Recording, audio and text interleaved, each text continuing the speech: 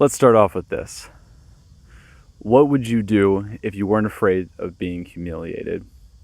Now, I've asked myself this quite a bit. I've thought about it for more than I would like to admit. And on the other side, I always gain some clarity around this. If I wasn't afraid of being humiliated, how would my life look? See, the path that I'm on now is guided by fear.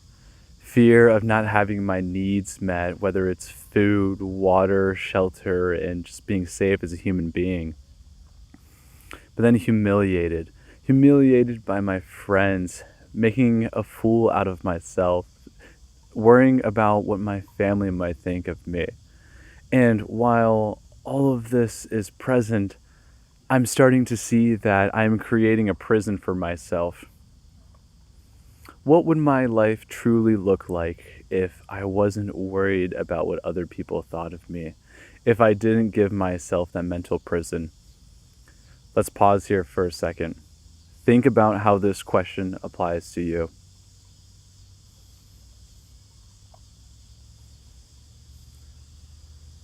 See, fear has a very pivotal role in our life.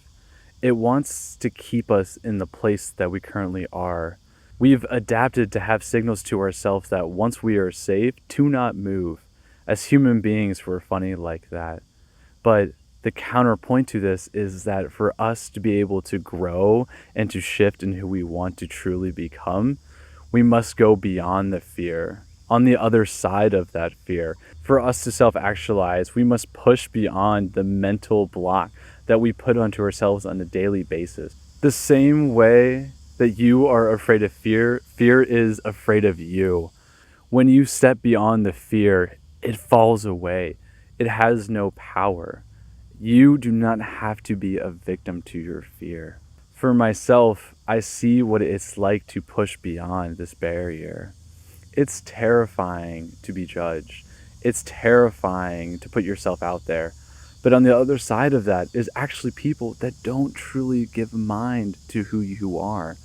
It is available to you to be your authentic self within every moment. We simply propose a hypothetical situation where people will judge us when in actuality, they're not concerned with who we are. We so effortlessly believe the narrative that we've created in our heads, when really that is not the reality that's playing out in front of us. I saw a video today that spoke to my heart. We don't live in a scary world, we live in a scared world. People are afraid to be themselves, to put themselves out there, and to let all of it fall away. The same way that you experience anxiety, so does everyone else, especially in a social setting. Can you think about a time when someone walked into the room and they were their true, vibrant, authentic self? It's intoxicating and it invites other people to do the same. Be that person, push beyond the fear, and really become that best version of yourself. The world does not need more people in their box. Instead, we live in a time where we are capable of so much. We have the tools at our disposal to be whoever we want to be. We can create, we can dive deep into our careers, we can love with an open heart. All of this is possible when we don't let fear rule our lives.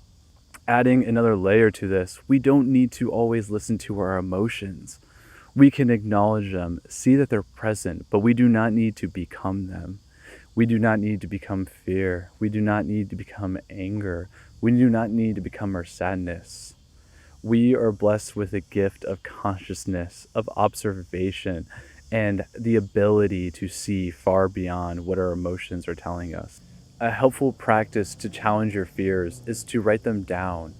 Identify what it is that you're concerned about, and ask yourself, in the past, the fears that I had within, did they take place? Or did I simply allow them to rule my choices and decisions? Once you see that your past fears truly have not come to life, you can see that the curtain starts to fall, that the story that we're telling ourselves is much more powerful than what is actually occurring. Rewrite the narratives by telling yourself a new story, telling yourself that you're confident, that you're not concerned about the situation. even if you have to be a little bit dishonest with yourself for a second. It's funny how our brains work is when we tell ourselves these stories, it starts to take shape and it becomes our reality. Soon enough, if you tell yourself this narrative over and over again, it becomes true. It becomes who you are. That version of yourself that's not afraid is waiting for you. It's holding out its hand and it's begging for you to take it. Listen to that knock, open that door, and step through it. Free yourself, free your mind of this fear, and lean into who you truly are. Thank you so much for watching. This is another episode of Seeking Stillness with myself, Ethan Thomas.